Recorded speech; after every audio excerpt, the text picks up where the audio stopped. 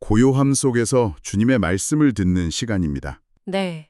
오늘은 마테오복음서 4장의 말씀을 통해서 예수님의 공생활 첫걸음을 함께 따라가 보려고 합니다. 광야의 시험에서부터 변두리 갈릴레아, 그리고 군중 속으로 들어가는 그 여정이죠. 네, 먼저 광야에서 받으신 유혹, 그리고 갈릴레아에서 시작하신 복음 선포. 또 첫 제자들을 부르시는 모습, 마지막으로 아픈 이들을 만나시는 장면까지 차례로 묵상해 보겠습니다. 이 말씀을 통해서 오늘 우리의 삶에 찾아오시는 주님을 깊이 만나 뵙는 시간이 되면 좋겠습니다. 그럼 첫 번째 묵상으로 들어가 볼까요? 네, 예수님께서 공생활을 시작하시기 전 광야에서 악마에게 유혹을 받으시는 장면입니다. 마테오복음 4장 1절부터 11절입니다. 그때 예수님께서는 성령의 이끄심으로 광야에 나가시어 악마에게 유혹을 받으셨다. 그분께서는 40일을 밤낮으로 단식하신 뒤라 시장하셨다. 그런데 유혹하는 자가 그분께 다가와 당신이 하느님의 아들이라면 이 돌들에게 빵이 되라고 해보시오 하고 말하였다. 예수님께서 대답하셨다. 사람은 빵만으로 살지 않고 하느님의 입에서 나오는 모든 말씀으로 산다. 고 성경에 기록되어 있다. 그러자 악마는 예수님을 데리고 거룩한 도성으로 가서 성전 꼭대기에 세운 다음 그분께 말하였다. 당신이 하느님의 아들이라면 밑으로 몸을 던져보시오. 성경에 이렇게 기록되어 있지 않소. 그분께서는 너를 위해 당신 천사들에게 명령하시리라. 행여 내 발이 돌에 차일세라 그들이 손으로 너를 받쳐주리라. 예수님께서는 그에게 이르셨다. 성경에 이렇게도 기록되어 있다. 주 너의 하느님을 시험하지 마라. 악마는 다시 그분을 매우 높은 산으로 데리고 가서 세상의 모든 나라와 그 영광을 보여주며 당신이 땅에 엎드려 나에게 경배하면 저 모든 것을 당신에게 주겠소 하고 말하였다. 그때 예수님께서 그에게 말씀하셨다. 사탄아 물러가라. 성경에 기록되어 있다.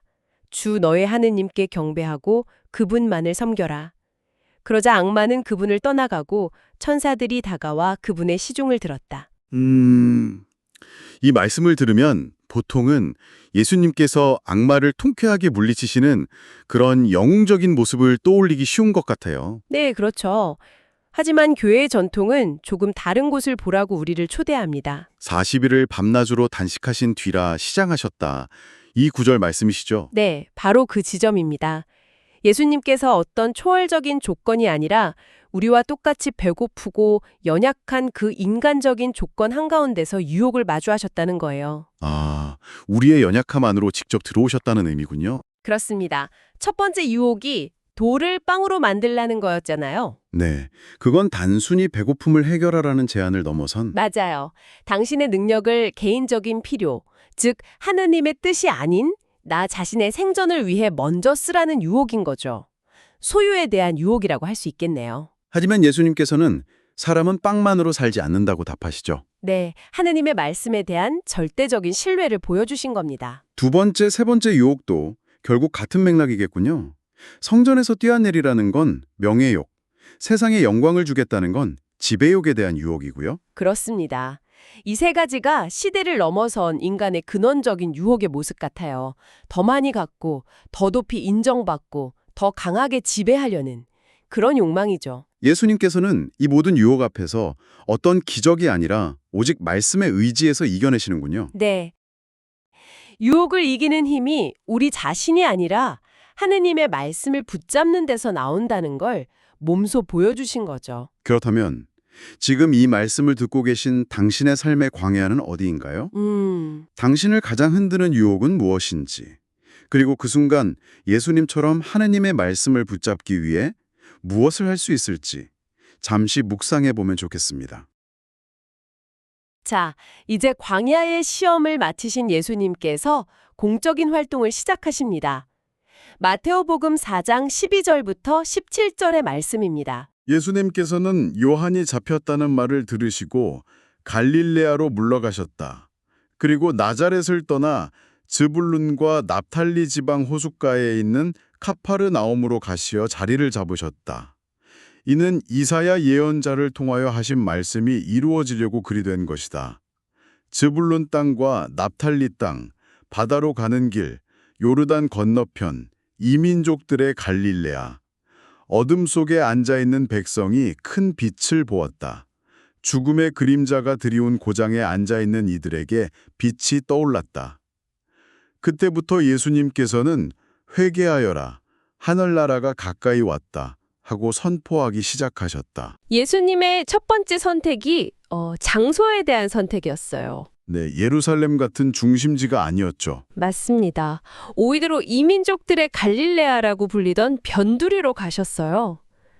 당시에는 소외된 땅, 어쩌면 불순하다고 여겨지던 그런 곳이었거든요. 그래서 이사야 예언자의 말을 인용했군요.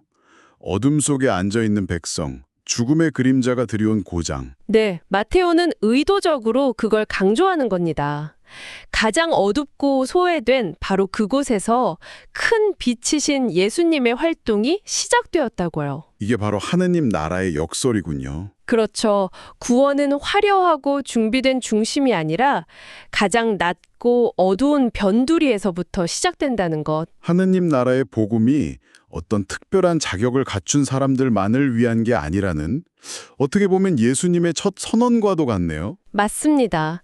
그분의 발걸음 자체가 상처받고 소외된 이들에게 먼저 다가가시는 하느님의 사랑을 보여주고 있는 거죠. 우리가 생각하는 세상의 중심과 하느님께서 활동하시는 중심이 다를 수 있다는 걸 깨닫게 됩니다. 네. 어쩌면 우리는 계속 중심으로 가려고 애쓰는데 주님께서는 오히려 우리가 외면하고 싶은 삶의 변두리에서 우리를 기다리고 계실지도 몰라요. 그렇다면 당신의 삶에서 갈릴레아는 어디입니까? 실패했다고 느끼는 자리 혹은 누구에게도 주목받지 못한다고 생각되는 관계. 빛이 보이지 않는 어두운 마음의 자리일 수도 있겠고요. 주님께서는 바로 그곳에서 당신과 함께 첫걸음을 시작하길 원하신다는 것 기억하면 좋겠습니다. 자, 이제 예수님께서는 함께할 동반자들을 부르십니다. 마테오복음 4장 18절부터 22절 말씀입니다. 예수님께서는 갈릴레아 호숫가를 지나가시다가 두 형제, 곧 베드로라는 시몬과 그의 동생 안드레아가 호수에 어망을 던지는 것을 보셨다. 그들은 어부였다. 예수님께서 그들에게 이르셨다. 나를 따라오너라. 내가 너희를 사람 낚는 어부로 만들겠다. 그러자 그들은 곧바로 그물을 버리고 예수님을 따랐다. 거기에서 더 가시다가 예수님께서 다른 두 형제, 곧 제베데오의 아들 야고보와 그의 동생 요한이 배에서 아버지 제베데오와 함께 그물을 손질하는 것을 보시고 그들을 부르셨다. 그들은 곧바로 배와 아버지를 버려두고 그분을 따랐다. 여기서 제일 먼저 눈에 띄는 건 부르심을 받은 이들이 정말 평범한 어부였다는 점이에요. 네, 학식 높은 율법학자나 유력한 지도층이 아니었죠. 그러니까 제자의 길은 그들이 어떤 능력이나 자격에서 시작되는 게 아니었군요. 전혀요. 모든 게 예수님의 시선, 그리고 나를 따라오너라는 그 한마디 부르심에서 시작된 겁니다. 우리의 신앙 여정도 마찬가지겠네요. 내가 뭘 갖추었기 때문이 아니라. 그렇죠. 그분의 부르심 자체가 우리를 그분의 사람으로 만들어가는 시작인 거죠. 그 부르심에 대한 제자들의 응답이 정말 놀라워요. 곧바로 그물과 배와 아버지를 버려두고 따랐다고 하잖아요. 네, 이걸 뭐랄까, 영웅적인 결단으로만 보기보다는 그 안에 담긴 깊은 신뢰를 봐야 할 것 같아요. 신뢰요. 네, 그물과 배는 그들의 생계수단, 즉 미래였고요. 아버지는 과거이자 뿌리잖아요. 과거와 현재와 미래, 삶 전체를. 맞습니다. 삶 전체를 내려놓은 거죠. 이건 계산해서 내린 결정이 아니에요. 부르시는 분에 대한 깊은 신뢰가 없었다면 불가능한 응답이죠. 모든 걸 아는 확신이 아니라 믿음으로 삶의 방향을 온전히 내어드리는 신뢰의 첫걸음이었군요. 네. 그렇다면 나를 따라오너라 하는 주님의 부르심이 오늘 당신에게 들려온다면 어떠실 것 같으세요? 당신이 내려놓아야 할 그물과 배는 무엇일까요? 혹시나 나의 계획, 나의 안정감, 혹은 익숙함 같은 것들이 그분을 따르는 걸 가로막고 있지는 않은지 생각해 봅니다. 이제 마테오복음 4장의 마지막 부분입니다. 예수님께 모여든 군중의 모습을 함께 묵상하겠습니다. 23절부터 25절입니다. 예수님께서는 온 갈릴레아를 두루 다니시며 회당에서 가르치시고 하늘나라의 복음을 선포하시며 백성 가운데에서 병자와 허약한 이들을 모두 고쳐주셨다. 그분의 소문이 온 시리아에 퍼졌다. 그래하여 사람들이 갖가지 질병과 고통에 시달리는 환자들, 마귀 들린 이들, 간질병자들, 중풍병자들을 그분께 데려왔다. 예수님께서는 그들을 고쳐주셨다. 그러자 갈릴레아, 데카폴리스, 예루살렘, 유다, 그리고 요르단 건너편에서 온 많은 군중이 그분을 따랐다. 예수님께 나아온 군중의 모습이 정말 구체적으로 묘사돼요. 네, 갖가지 질병과 고통에 시달리는 환자들. 단순한 구경꾼이 아니었네요. 그렇죠. 자신의 삶을 짓누르는 정말 구체적인 고통 속에서 간절하게 구원을 바라던 사람들이었던 겁니다. 어쩌면 이 모습이 바로 우리 모든 인간의 모습이 아닐까 싶어요. 누구나 저마다의 아픔과 허약함을 안고 살아가니까요. 맞습니다. 그리고 예수님께서는 그들을 외면하지 않으시죠. 가르치시고 선포하시고 또 고쳐주십니다. 가르침, 선포, 치유. 이 세 가지가 예수님 공생활의 핵심이었군요. 네. 그리고 이 모든 것이 군중의 구체적인 현실을 향하고 있었다는 게 중요해요. 사람들이 그분을 따른 건 그냥 기적이 신기해서만은 아니었을 겁니다.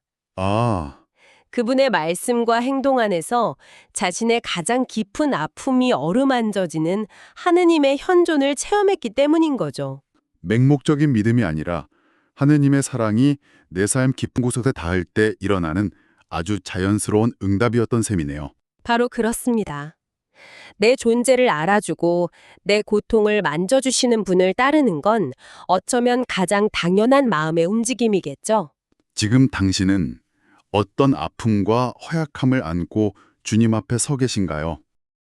당신의 삶에서 주님의 가르침과 치유의 손길이 가장 필요한 부분은 어디인지, 주님께서는 당신의 그 모습을 그대로 만나주시길 원하십니다. 오늘 우리는 마테오복음 4장을 통해서 예수님 공생활의 시작을 함께 걸어왔습니다. 네, 광야의 시험에서 시작해서 소외된 땅 갈릴레아를 거쳐 평범한 어부들을 부르시고 아파하는 군중 속으로 들어가는 여정이었죠. 예수님의 이 첫걸음은 우리에게 질문을 던지는 것 같아요.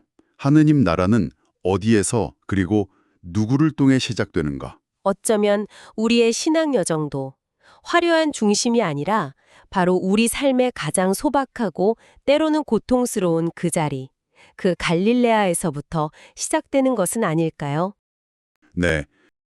함께 기도하며 오늘의 묵상을 마치겠습니다. 사랑이신 주님, 오늘 저희가 들은 말씀이 저희 마음속에 깊이 머물게 하소서. 저희 삶의 광야에서 유혹을 만날 때 세상의 소리가 아닌 당신의 말씀을 굳게 붙잡는 지혜를 주소서. 저희가 소외되었다고 느끼는 삶의 갈릴레아에서 저희를 찾아오시는 당신의 빛을 보게 하시며 나를 따라오노라 하시는 당신의 부르심에 기꺼이 저희 삶의 그물을 내려놓는 용기를 주소서.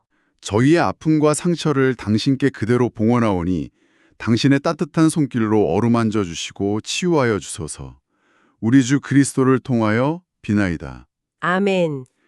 주님 안에서 평화의 하루 보내시길 빕니다.